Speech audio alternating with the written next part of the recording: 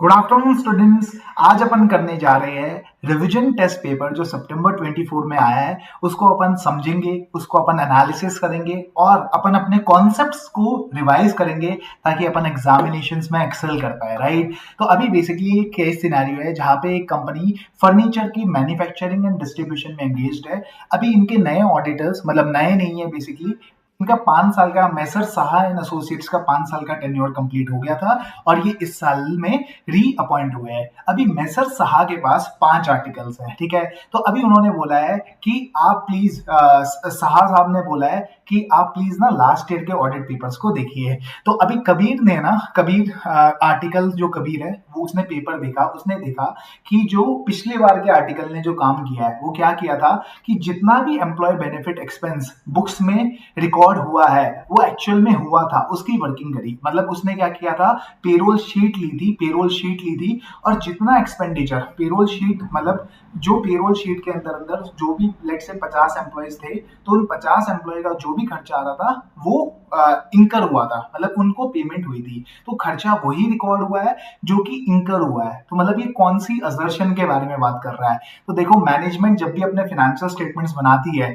तो कुछ चीजें आपसे कहना चाहती है, ठीक है। बैलेंस शीट आपसे कुछ कहना चाहती है, तो बैलेंस शीट भी आपके कुछ कहेगी, आपसे पीएनएल भी कुछ कहना चाहता है। पीएनएल कहना चाहता है कि एम्प्लॉय बेनिफिट का खर्चा हुआ है, दैट इज अकरेंस। तो occurrence is one of the assertion, right. फिर दूसरी असर्शन के बारे में बात करते हैं, expenses in respect of all personnel, जितने भी कंपनी के एम्प्लॉयज थे सारों का खर्चा बुक हुआ है, that means it is completeness. तो अभी देखो, अपन असर्शंस के बारे में पढ़ेंगे। ये अपन ने चैप्टर नंबर 5 के अंदर पढ़ा था, जहां पे अपन ने असर्शंस के बारे में पढ़ा था, जहां पे हमने बोला मैनेजमेंट कुछ असर्शंस अपने बेसिकली फाइनेंशियल स्टेटमेंट में कुछ चीजें इम्प्लिसिटली असर्ट करता है। बैलेंस शीट में क्या बोलता है, बैलेंस शीट में बोलता है ये एसेट है, ये एसेट कंप्लीट है, इसमें वही एसेट आ रहा है जो कि आना चाहिए। मतलब अगर इन्वेंट्री सेल हो गई थी 31 मार्च को तो मेरी इन्वेंट्री में नहीं आ रहा है, मतलब मेरी कट ऑफ असर्शन सही है। फिर आ जाते हैं वैल्यूएशन पे, इन्वेंट्री की वैल्यूएशन सही है, कंपनी के नाम पे ही इन्वेंट्री है, that is rights and obligation, and then presentation and disclosure भी इस लाइन आइटम का सही है। तो असर्शन क्या होता है, असर्शन का मतलब क्या है कि जो मैनेजमेंट कह रहा है in the financial statements, implicitly जो कह रहा है। तो बैलेंस शीट में 6 असर्शंस हमने पढ़ी। One is existence, completeness, valuation, rights and obligation, presentation, disclosures and cut off, ठीक है। अभी इनकम स्टेटमेंट में क्या बोला, मैंने बोला खर्चा हुआ है, खर्चा कंप्लीट है, खर्चा उसी पीरियड में रिकॉर्ड हुआ है जिस पीरियड का वो खर्चा था, दैट इज कट ऑफ, खर्चा सही तरीके से मेजर हुआ है, and presentation and disclosure of the expenses correct. तो बेसिकली ये असर्शंस के बारे में अभी अपन ने बात करी, राइट। अभी अपन चलते हैं वापस, एम्प्लॉय बेनिफिट का खर्चा हुआ है, फिर दूसरा वो सारे एम्प्लॉयज का बुक हुआ है, and this pertains to the current accounting period. तो 3 असर्शंस के बारे में बात हुई है। पहली असर्शन है अकरेंस, खर्चा हुआ है, देन ये अकाउंट फॉर सही से हुआ है, मतलब जितने भी पर्सोनल्स है उनका अकाउंटिंग हुई है, that means it is complete, and then it pertains to the current period, that means cut off. तो अभी हमने बैलेंस शीट में क्या असर्शंस पढ़ी, एक बार रिवाइज करते हैं मेरे साथ। मैंने बोला ये एसेट एग्जिस्ट करता है।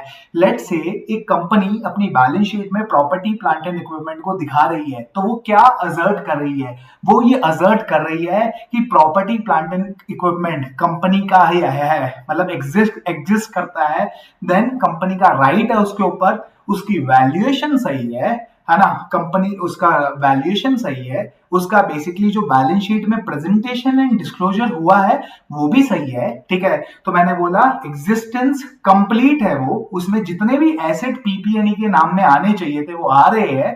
तो completeness, existence, valuation and then presentation and disclosures, and फिर मैंने बोला let say in case of inventory, वही इन्वेंट्री आ रही है जो कंपनी के पास थी। अगर कंपनी ने उसे बेच दिया है और सेल हो गई है तो वो इन्वेंट्री नहीं आ रही है, तो इसका means that is cut off. तो बैलेंस शीट असर्शंस अपन ने समझ ली, right. then comes the P&L assertion। तो मैंने बोला occurrence, completeness, खर्चा complete है, cut off, measurement, presentation and disclosures, right। ये अपन ने समझ लिया। अभी चलते हैं, पहला जो MCQ है that is around it only। तो वो बोलता है कि एम्प्लॉय बेनिफिट्स के रेस्पेक्ट में, राइट। अभी कौन कौन सी असर्शन के बारे में बात हुई है? मैंने बोला पहली है खर्चा हुआ है, that is occurrence, occurrence covered है। कट ऑफ भी कवर्ड है, खर्चा इसी पीरियड का इसी पीरियड में रिकॉर्ड हुआ है।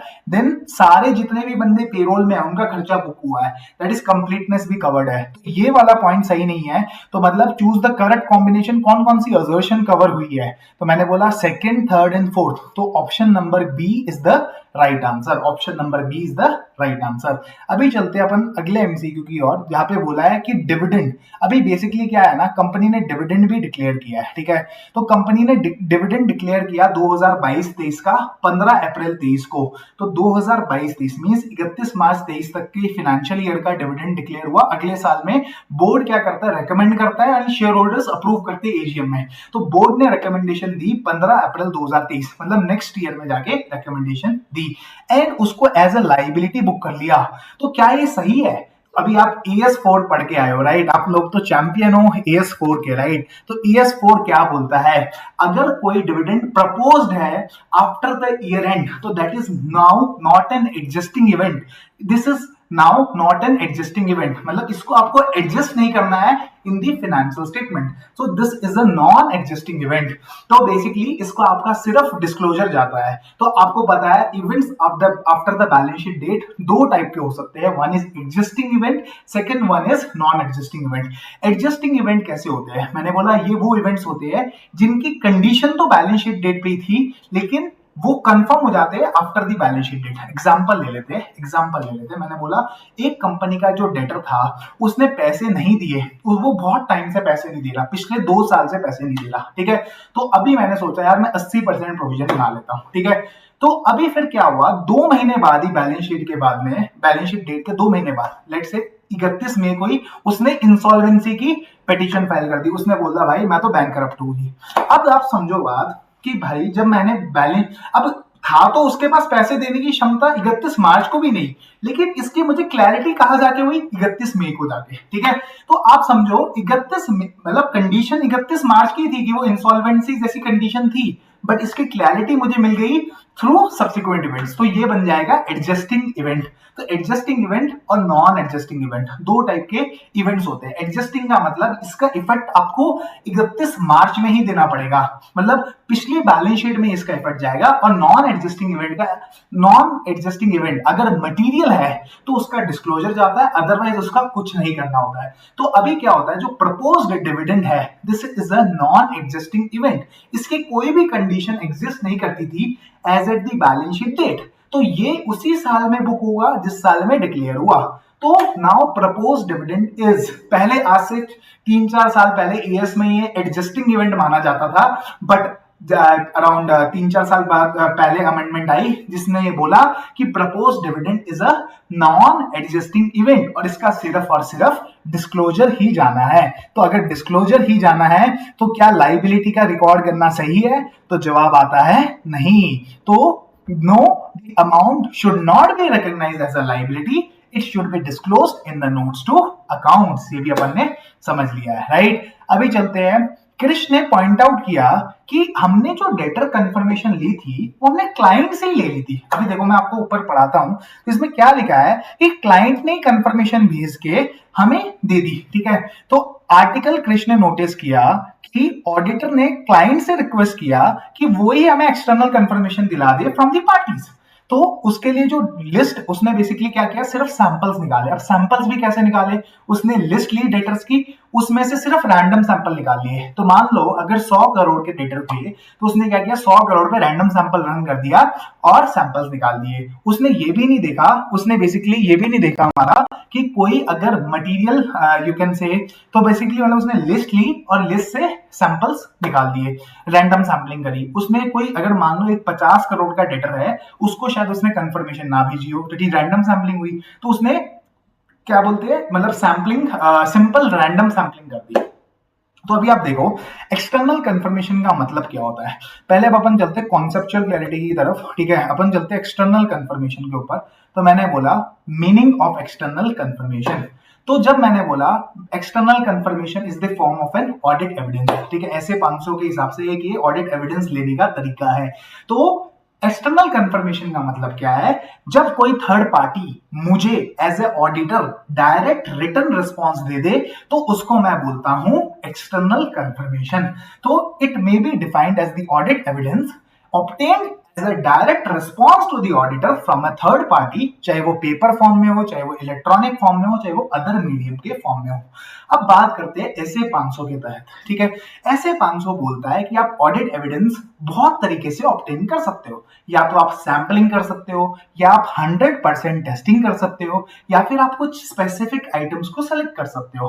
तो आप 3 मेथड से ऑडिट एविडेंस ले सकते हो। अभी बेसिकली इस भाई ने क्या किया, इसने कर दिया सिर्फ और सिर्फ रैंडम सैंपलिंग। तो आप सोचो अगर 100 करोड़ का डेटर है, उसमें से इसने क्या किया होगा, 5 लाख के डेटर को कंफर्मेशन भेज के कंफर्मेशन के प्रोसीजर को क्लोज कर दिया।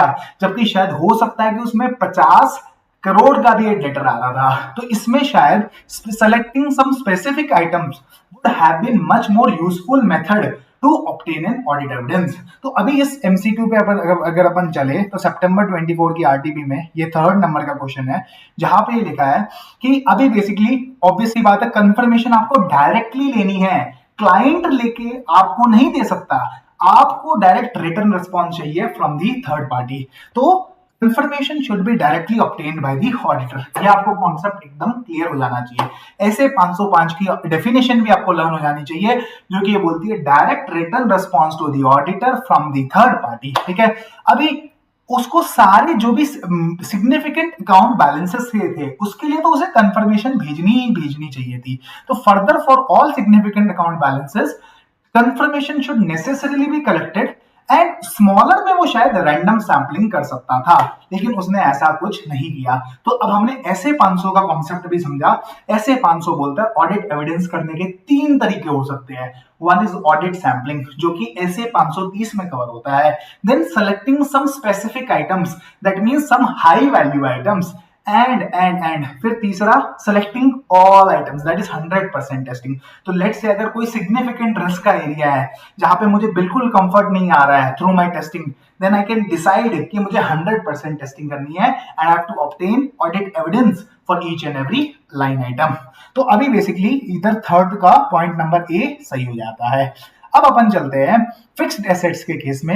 अभी अपन चलते हैं ऊपर, पहले केस स्टडी में समझते हैं कि क्या पॉइंट है। केस स्टडी में अगर आप देखोगे तो हमारा क्या है, डेटर का कंफर्मेशन हमने देख लिया, फिर कंपनी ने बहुत मटेरियल एडिशंस किए थे 50 लाख रुपए के। ठीक है, अब जब वाउचर देखा, कृष्ण ने जब वाउचर देखा, ठीक है, तो उसमें देखा कि भाई invoices are not in the name of the company, company के नाम पे इनवॉइस नहीं है, कंपनी के नाम पे इनवॉइस नहीं है, मतलब कंपनी का राइट नहीं है उस एसेट पे। तो this assertion is related to rights and obligation.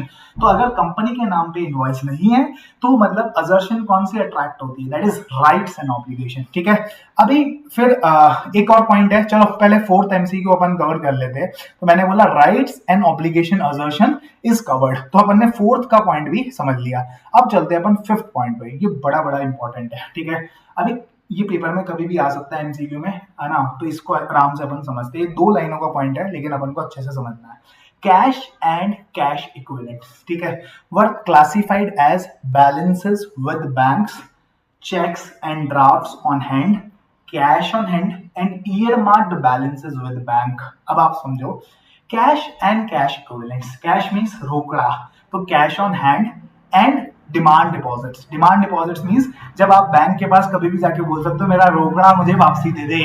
तो current account, savings account can be an example of the demand deposits. ठीक है, लेकिन अगर आपकी ने एफडी करी है तो that is not a demand deposit. या आपने कोई पैसा लियन मार्क किया है, लियन मींस आपने बोला है कि ये पैसा सिर्फ इसी पर्पस के लिए यूज हो सकता है, तो वो कैश मतलब रेडिली डिमांड डिपॉजिट नहीं है। ठीक है, तो कैश नहीं है।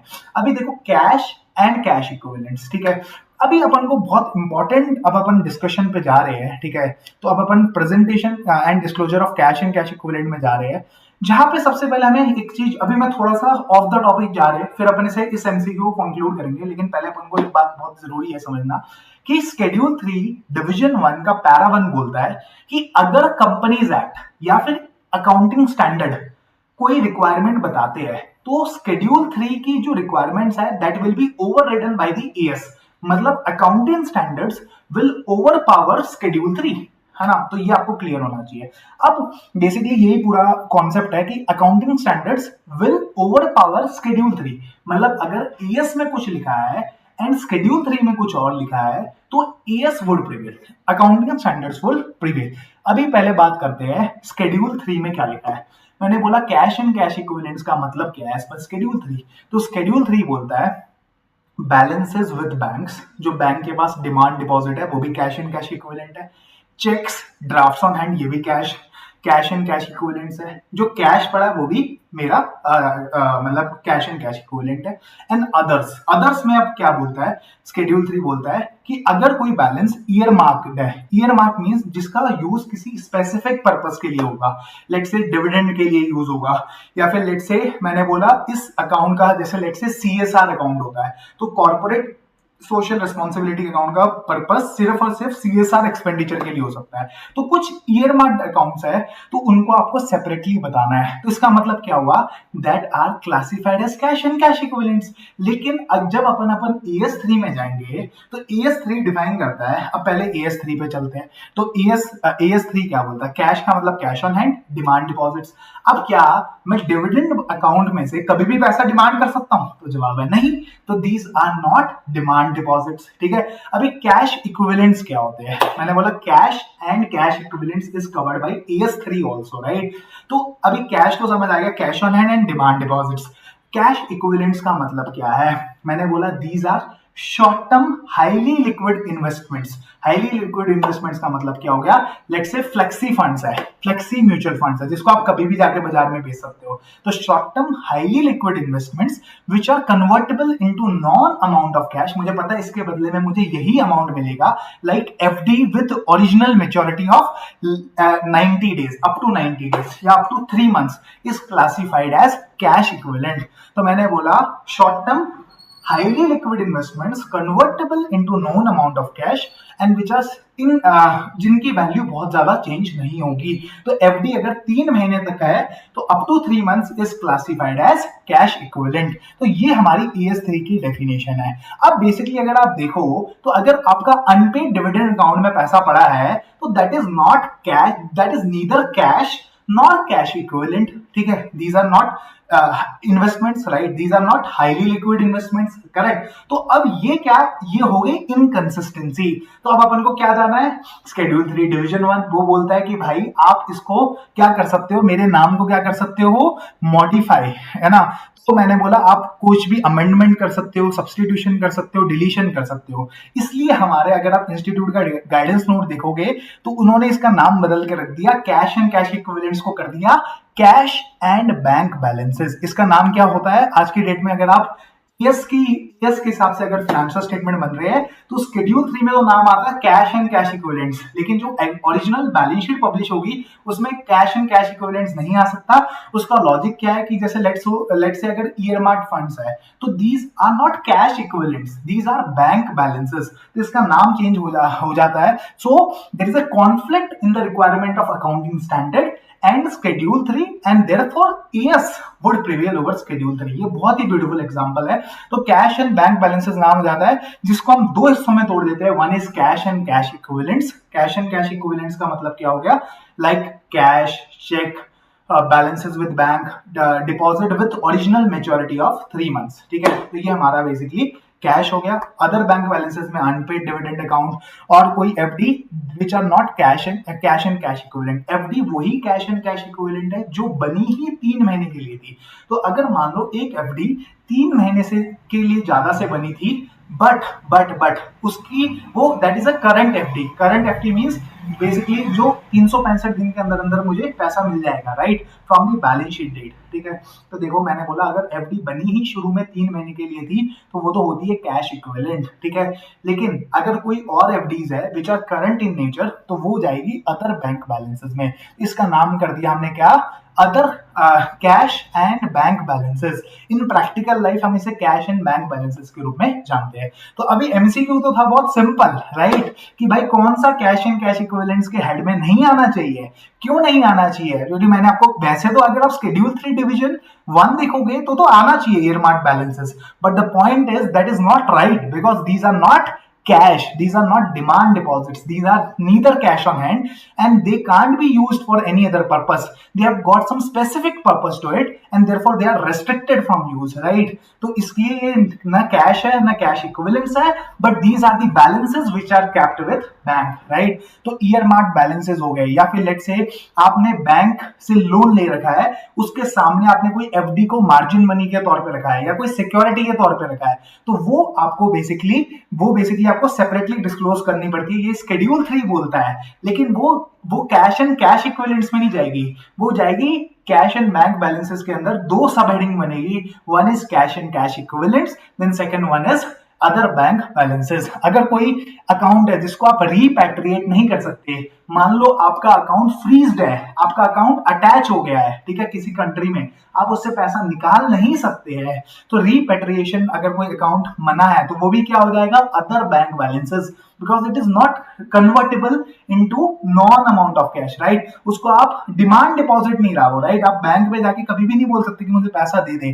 तो अगर कोई अकाउंट्स में रेस्ट्रिक्शन है, या फिर एक पॉइंट है थोड़ा सा जो गलत है यहाँ पे, वो बोलता है कि bank deposits with more than 12 month maturity shall be disclose separately. तो अभी देखो मैं चलता हूँ एफडी के डिस्कशन के ऊपर ना, ये पॉइंट अभी अपन कवर करते हैं। तो basically cash and cash equivalents का डिस्क्लोजर क्या है? मैंने बोला balances with bank, cheques on hand, drafts in hand, cash on hand and others. Others में आ जाता है earmark balances, balances with bank held as margin money, या फिर जो डिपॉजिट्स जो कि मतलब these are not cash and cash equivalents, तो वो बेसिकली आपको अलग से डिस्क्लोज करना है in the heading other bank balances.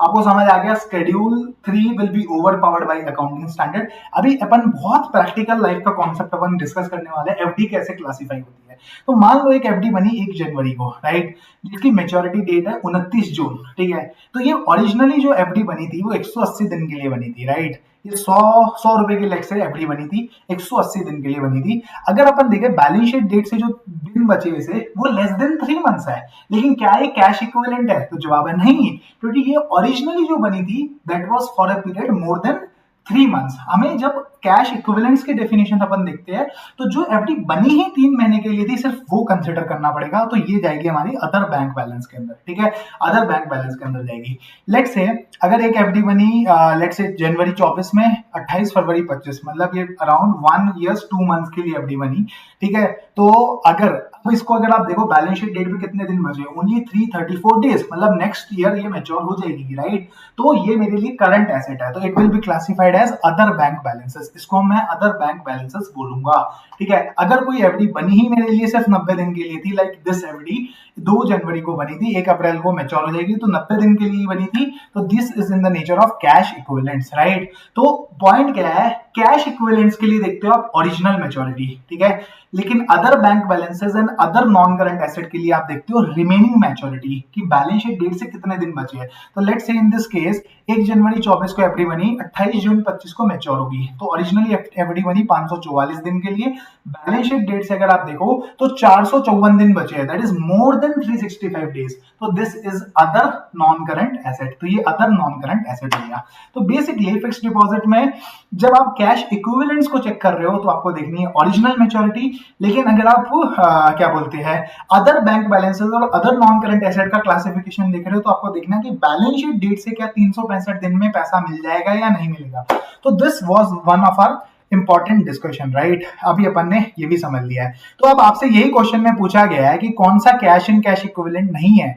तो देखो चेक्स भी है, कैश भी है और डिमांड डिपॉजिट्स भी है, लेकिन जो ईयर मार्क्ड बैलेंसेस है these are not cash and cash equivalents, these are other bank balances as per AS3 and AS3 would override the requirement of schedule 3। तो इसमें देखो तो बैलेंसेस विद बैंक ये भी ओके है, चेक्स एंड ड्राफ्ट ये भी कैश एंड कैश इक्विवेलेंट है, कैश ऑन हैंड ये भी कैश एंड कैश इक्विवेलेंट है, बट ईयर मार्क्ड बैलेंसेस है तो that is not cash and cash equivalent, these are other bank balances, ठीक है? अभी आप समझो सीए चतुर क्या कर रहा है, अकाउंटिंग भी कर रहा है, अकाउंटिंग भी कर रहा है, बुक कीपिंग भी कर रहा है, और वो बोल रहा है कि भाई मैं इसका ऑडिट भी कर देता हूं। अब देखो, अकाउंट ऑडिट में आप क्या करोगे, जो चीज अकाउंट्स में बनाई है उसको एग्जामाइन करोगे, ठीक है। अब आप देखो, ऑब्वियसली बात है, जब आप अकाउंटिंग खुद ही कर रहे हो तो आप अपनी गलती कैसे ढूंढ पाओगे। So this is known as self review threat. Self review threat के बारे में बात हुई है, ये हमारा चैप्टर नंबर 11 में डिस्कस होता है, ठीक है। तो सेल्फ रिव्यू थ्रेट के बारे में मैंने बोला, सेल्फ रिव्यू थ्रेट कब अराइज होता है, तो मैंने बोला 2 या 3 पर्टिकुलर इंस्टेंसेस हो सकते हैं। जैसे लेट से जो डायरेक्टर या ऑफिसर था कंपनी का, वो 31 मार्च 24 तक पहले उसने बुक्स बनाए, फिर वो वहां से छोड़ के ना ऑडिटर को ज्वाइन कर लिया। तो लेट से 1 अप्रैल 23 से 31 मार्च 24 तक, ठीक है। 1 अप्रैल 23 से 31 मार्च 24 तक डायरेक्टर ने किताबें बनाई पहले, फिर ऑडिटर को ज्वाइन करके बोला मैं ऑडिट करूंगा जी, ठीक है। तो ऑब्वियस सी बात है, there arises self review threat, ठीक है। या फिर ऑडिटर कुछ ऐसी सर्विसेज दे रहा है which are the subject matter of the audit. आपको ऑडिट किसका करना है, बुक्स ऑफ अकाउंट्स का, और बनाई किसने बुक्स ऑफ अकाउंट, आपने। तो आपका क्या हो गया, this is known as self review threat. तो इन कुछ बहुत इंस्टेंसेस में आप बेसिकली आप अपनी चीज को रिव्यू करोगे तो there will be some biasness, right. तो यहाँ पे सेल्फ रिव्यू थ्रेड अराइज हो रहा है, and this is known as, तो 6 का बी आंसर हो जाता है, राइट। अभी चलते हैं, CA Sargun is conducting statutory audit, KBC bank का लोन हो रहा है, ठीक है। अभी कोर्स ऑफ ऑडिट में नोट किया गया कि हाउसिंग लोन की पेमेंट नहीं आई है 120 दिन से, ठीक है। और कार लोन की पेमेंट भी नहीं आई है पिछले 60 दिनों से, ठीक है। पिछले 60 दिनों से कार लोन की पेमेंट नहीं आई है, और पिछले 120 दिनों से हाउसिंग लोन की पेमेंट नहीं आई है। अभी ये क्वेश्चन है एनपीए से। अब आप बताइए एनपीए कितने दिन में हो जाता है, अगर लेट से अगर आपकी पेमेंट नहीं आ रही है तो कितने दिन में आप उसे एनपीए बोल देते हो। तो मैंने बोला अगर एक कोई एडवांस या लोन की 90 दिन से ज्यादा भी अगर पेमेंट नहीं आती है तो उसको हम क्या बोलते हैं, एनपीए बोलते हैं, ठीक है। NPA non performing asset.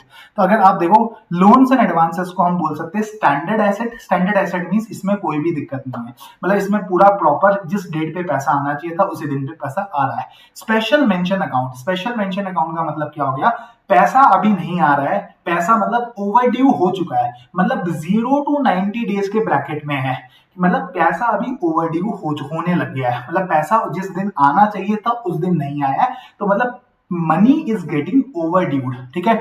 अभी एनपीए कब होता है, मैंने बोला एनपीए उस दिन पे हो जाता है जिस दिन 90 दिन से ज्यादा भी पैसा नहीं आया है। तो एनपीए कब होता है, जब या तो आपने इंटरेस्ट या फिर प्रिंसिपल दोनों में से कुछ भी आपने अगर ओवरड्यू रखा फॉर मोर देन 90 डेज तो वो आपका नॉन परफॉर्मिंग एसेट बन जाता है। तो मैंने बोला देखो 3 कैटेगरी होती है लोन्स एंड एडवांस की।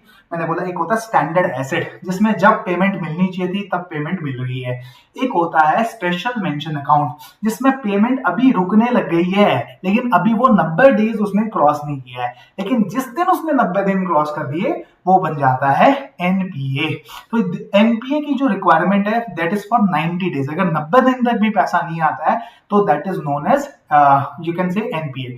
तो 90 दिन तक पैसा अगर ओवरड्यू है more than 90 days, very important, it's more than 90 days, it's not 90 days, right. तो अगर 90 दिन से भी ज्यादा पैसा नहीं आता है, it remains overdue, then it turns out to be NPA. ये टर्म लोन के लिए होता है। टर्म लोन मींस जिसमें कोई स्पेसिफाइड रीपेमेंट शेड्यूल है कि 1 जनवरी को पैसा आना है, 1 फरवरी को आना है, ठीक है। अभी नीचे मैंने एक एग्जांपल ले रखा है, मैं आपको ना पहले उसको रन थ्रू करा देता हूँ। तो लेट से 31 मार्च वाली इंस्टॉलमेंट पूरी आई, 30 अप्रैल वाली इंस्टॉलमेंट भी पूरी आई, 31/5/2023 को इंस्टॉलमेंट आनी थी बट इंस्टॉलमेंट नहीं आई, ठीक है, इंस्टॉलमेंट नहीं आई। तो यहां तक 31 मार्च से लेके 31/5 तक क्या रहा, ये स्टैंडर्ड एसेट रहा। लेकिन जब 31/5 तो इंस्टॉलमेंट नहीं आई तो फिर ये चला गया स्पेशल मेंशन अकाउंट में, और ये 90 दिन तक क्या रहा, 90 दिन तक रहा ये बेसिकली स्पेशल मेंशन अकाउंट में, ठीक है। फिर 29 अगस्त के अगले दिन दैट इज 30th of अगस्त से बन गया NPA, non performing asset. Non performing asset, non performing asset अगर 12 महीने तक एनपीए रहा तो वो बेसिकली सब स्टैंडर्ड कैटेगरी में रहता है, ठीक है। तो अगले 12 महीने अगर जैसे लेट सपोज उसने डिफॉल्ट किया, 90 दिन हो गए, तो 90 दिन तक वो रहेगा स्पेशल मेंशन अकाउंट में। तो स्पेशल मेंशन अकाउंट में रहा, फिर बेसिकली उस अगले दिन वो क्या बन गया, एनपीए बन गया। अब एनपीए जिस दिन से बना, ठीक है, उससे अगले 12 महीने तक वो रहेगा सब स्टैंडर्ड की कैटेगरी में, सब स्टैंडर्ड की कैटेगरी में। जैसे ही 12 महीने खत्म हुए एक एसेट को एनपीए बने हुए, तो वो चल जाएगा डाउटफुल एसेट। डाउटफुल एसेट में फिर 3 टाइप की कैटेगरी फर्दर होती है। डाउटफुल अप टू 1 ईयर, फिर वो अगले 1 साल के लिए रहेगा। डाउटफुल अप टू 1 ईयर, फिर वो हो जाएगा डाउटफुल 1 to 3 ईयर, फिर and doubtful more than 3 years. तो बेसिकली ये क्लासिफिकेशन होती है। तो आप समझिए एनपीए के बाद में, अगर एनपीए हो जाता है उसके बाद में सब standard doubtful and loss asset बनता है, ठीक है। उससे पहले क्या होता है, फिर मैंने बोला standard asset, special mention account and NPA. तो ये बेसिकली चार्ट बनता है आपका। मतलब बेसिकली 3 टाइप के एसेट हो सकते हैं, standard, special mention, non performing. Non performing में सब स्टैंडर्ड, डाउटफुल, लॉस एसेट। तो अभी एनपीए कब होगा, टर्म लोन के केस में अगर 90 दिन से भी पैसा अगर ओवरड्यू है तो it will become NPA. Overdraft और कैश क्रेडिट में कब होगा एनपीए, तो मैंने बोला जो अमाउंट आउटस्टैंडिंग है that is more than the sanction limit और ड्रॉइंग पावर, ठीक है। सैंक्शन लिमिट और ड्रॉइंग पावर से अगर ज्यादा आउटस्टैंडिंग अमाउंट, तो आपका बेसिकली वो एनपीए मान लिया जाएगा। तो एग्जांपल के तौर पे मैं बोलता हूं कि आपकी बैंक से सीसी की सैंक्शन हुआ 1 करोड़ रुपए का, ठीक है। आपने जब स्टॉक स्टेटमेंट सबमिट करी, तो आपकी जो ड्रॉइंग पावर निकल के आई, लेट्स से आपकी ड्रॉइंग पावर निकल के आई 80 लाख रुपए। तो 1 करोड़ की सैंक्शन लिमिट है और 80 लाख रुपए आपकी ड्रॉइंग पावर है। तो आपका अगर outstanding amount basically which ever is lower, 1 crore और 80 lakh, which ever is lower से अगर ज्यादा है, अगर आपके अकाउंट में ओवरड्यू अमाउंट अगर 90 लाख है, तो आप एनपीए क्लासिफाई हो जाओगे इन केस ऑफ कैश क्रेडिट। तो मैंने basically if the outstanding amount is more then the sanction limit और ड्रॉइंग पावर, तो आप एनपीए हो जाओगे। या फिर उस अकाउंट में पिछले 90 दिन में, बैलेंस शीट डेट से पिछले 90 दिन में कोई भी क्रेडिट नहीं हुआ है, मतलब कोई भी पैसा आया नहीं है, तो भी वो एनपीए हो जाएगा, ओवरड्राफ्ट और सीसी, ठीक है। या फिर जो क्रेडिट आए हैं पूरे साल भर में, that are not sufficient to cover the interest portion debited in the CC account. अभी आप समझो बिल्स जो आप बैंक डिस्काउंट करता है, वो पैसा कब एनपीए हो जाएगा, तो मैंने बोला सेम कंडीशन, अगर वो 90 दिन से ज्यादा के लिए ओवरड्यू हो जाता है, तो वो क्या बन जाएगा, वो बेसिकली आपका यू कैन से it will become NPA, right. अब चलते हैं वापस अपना कॉन्सेप्ट के ऊपर। तो ये बेसिकली, हाँ, एक कॉन्सेप्ट अपना मिस हो गया इस बात में कि अगर once the asset has been classified as NPA, अगर एक एसेट क्लासिफाई हो जाता है एनपीए, तो अगर उस बोरोवर के जितने भी लोन्स हैं, जैसे लेट सपोज इस केस में हाउसिंग लोन भी था, कार लोन भी था, राइट। तो अगर हाउसिंग लोन एनपीए बन जाता है, तो कार लोन ऑटोमेटिकली एनपीए बन जाएगा, उसमें चाहे वो पेमेंट मतलब ड्यू डेट पे कर भी रहा है तब भी वो एनपीए बन जाएगा। तो मतलब NPA classification is considered based on the borrower wise, है ना, it not on the facility wise. ऐसा नहीं हो सकता है कि एक बोरोवर का एक facility is NPA but another one is not NPA. तो इस केस में अगर हाउसिंग लोन एनपीए बनता है, तो कार लोन को ऑटोमेटिकली एनपीए बनना पड़ेगा। मतलब आपका आंसर क्या हो जाएगा, housing loan should be classified as NPA. NPA होना चाहिए क्योंकि 120 दिन तक भी पैसा नहीं आया है, that is more than 90 days the amount is overdue. तो अगर आपका 90 दिन तक पैसा ओवरड्यू है, तो बेसिकली कार लोन भी आपका एनपीए बन जाएगा, क्योंकि ऑब्वियस सी बात है कि दोनों should be classified as NPA. तो option number C is the right answer. अभी सागर फाइनेंस कॉर्पोरेशन एक गवर्नमेंट कंपनी है।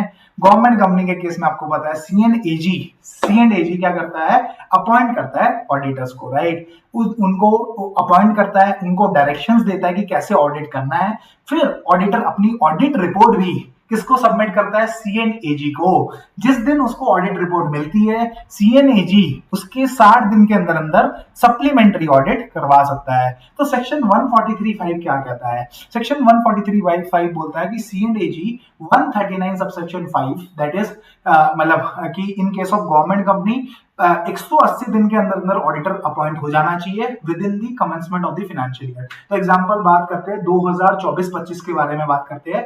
तो 1 अप्रैल 2024 से लेके 180 दिन के अंदर अंदर आपका ऑडिटर अपॉइंट हो जाना चाहिए। तो बेसिकली सीएनएजी को अपॉइंटमेंट करनी होती है ऑडिटर की। तो सीएनएजी क्या करेगा, अपॉइंट करेगा एंड उसको डायरेक्ट करेगा कि किस मैनर में इन अकाउंट्स को ऑडिट करना है। अभी ऑडिटर को अपनी रिपोर्ट देनी है सीएनएजी को, जिसमें वो बताएगा आपने क्या डायरेक्शन दी थी, मैंने उसके बेसिस पे क्या एक्शन लिया है, एंड इसका क्या इम्पैक्ट है फाइनेंशियल स्टेटमेंट्स के ऊपर। अब जिस दिन से ऑडिटर उसे अपनी ऑडिट रिपोर्ट सबमिट कर देगा, तो सीएनएजी क्या करवा सकता है, supplementary audit with in 60 days from the date of receipt of the audit report. Very important, it's not the date of signing of the audit report, but it's the date when the audit report is received by the CNAG. तो वो basically किसी person को authorise करके 60 दिन के अंदर अंदर supplementary audit करवा सकता है। सप्लीमेंट्री ऑडिट मतलब क्या हो गया, सप्लीमेंट्री का ऑडिट का मतलब हो गया सिंपली, सप्लीमेंट्री ऑडिट का सिंपल मतलब ये हो गया कि basically this audit is in continuation of the audit, ठीक है, जो कि बेसिकली हुआ है ना हमारा जो कॉन्टिन्यूएशन ऑफ द ऑडिट, मतलब जो हमारा नॉर्मल ऑडिट हुआ है उसकी का कॉन्टिन्यूएशन है। तो मतलब जो सप्लीमेंट्री ऑडिट जो होता है ना, that is also part of the normal audit, ठीक है, मतलब एक तरीके से माना जाएगा कि ऑडिटर ने ही ऑडिट किया है। तो बेसिकली 143(6)(a) में basically from the date of the receipt of the audit report सीएनएजी अगले 60 दिन के अंदर अंदर सप्लीमेंट्री ऑडिट करेगा, और अगर वो चाहे तो जो ऑडिट रिपोर्ट ऑडिटर ने इश्यू करी है उसके ऊपर वो कमेंट दे सकता है या फिर अपने कमेंट्स ऐड कर सकता है। तो मतलब वो चाहे तो कमेंट दे सकता है या फिर सप्लीमेंट कर सकता है जो ऑडिट रिपोर्ट ऑडिटर ने ऑलरेडी सबमिट कर दी है टू सीएनएजी। और इसको ऐसा ही माना जाएगा कि ये जो सीएनएजी ने ऑडिट रिपोर्ट दी है that is the normal audit report like of the auditor who has been appointed, right? तो इसे members और डिबेंचर ट्रस्टी के सामने भी उनको भी भेजा जाएगा, साथ साथ में इसे एजीएम में भी प्लेस करना पड़ेगा। अभी सीएनएजी के पास टेस्ट ऑडिट की भी पावर है। टेस्ट ऑडिट मींस सीएनएजी चाहता है कि भाई मैं जैसा उस ऑडिटर ने ऑडिट किया है मैं भी वैसा ऑडिट करूं, मतलब मैं ही पूरा ऑडिट कर लूं। तो टेस्ट ऑडिट भी कर सकता है, सीएनएजी के पास पावर है अंडर सेक्शन 143(7) कि उसको एक, लेकिन इसके लिए उसे एक ऑर्डर पास करना पड़ेगा, ठीक है। तो सीएनएजी को एक ऑर्डर पास करना पड़ेगा for to perform the test audit, और वो टेस्ट ऑडिट के ऊपर सेक्शन 19A ऑफ द सीएनएजी एक्ट की प्रोविजंस एप्लीकेबल होंगे। तो मैंने बोला टेस्ट ऑडिट के लिए एक ऑर्डर पास करना पड़ता है, लेकिन सप्लीमेंट्री ऑडिट के लिए अगर आप बात करें तो बेसिकली क्या करना पड़ता है, सिर्फ ऑथराइजेशन देनी पड़ती है, ठीक है। तो ना मतलब बेसिकली वो पर्सन को ऑथराइज करेगा कि भाई ये बंदा तुम्हारा सप्लीमेंट्री ऑडिट करेगा, but test audit is like a complete audit. Supplementary audit means it is in addition to the audit which has already been done by the और नॉर्मल ऑडिटर, ठीक है। तो ये हो गया टेस्ट ऑडिट, हमने समझ लिया। अभी 130, ये बड़ा कैची पॉइंट है 134(3) का, राइट। तो 134(3) का बड़ा कैची पॉइंट इसमें क्या है कि डायरेक्टर्स रिस्पॉन्सिबिलिटी स्टेटमेंट के बारे में बात कर रहे हैं इसमें अपन, ठीक है। तो इसमें बेसिकली क्या होता है, वैसे तो अपन ने समझा ना कि कोई भी क्वालिफिकेशन, कोई भी एडवर्स रिमार्क अगर ऑडिटर की रिपोर्ट में है तो बोर्ड को बताना पड़ता है कि भाई व्हाट इज द इम्प्लीकेशन, ठीक है। बोर्ड को अपनी डायरेक्टर रिस्पॉन्सिबिलिटी रिपोर्ट में लिखना पड़ता है कि what is the comment, what is our explanation, what is our further comments on the observation which has been given by the auditor, right. तो वो हो गया, और बेसिकली ये अपन ने एमसीक्यू सेक्शंस पूरे कवर कर लिए, राइट। तो अभी ऑब्वियस ही बात है, सप्लीमेंट्री ऑडिट कौन कर सकता है, सीएनएजी कर सकता है। तो 8th का बी पॉइंट। तो this is what we have covered in this session for the MCQ portion, and we will cover the detail question in the next part. Okay, thank you and have a good day, bye.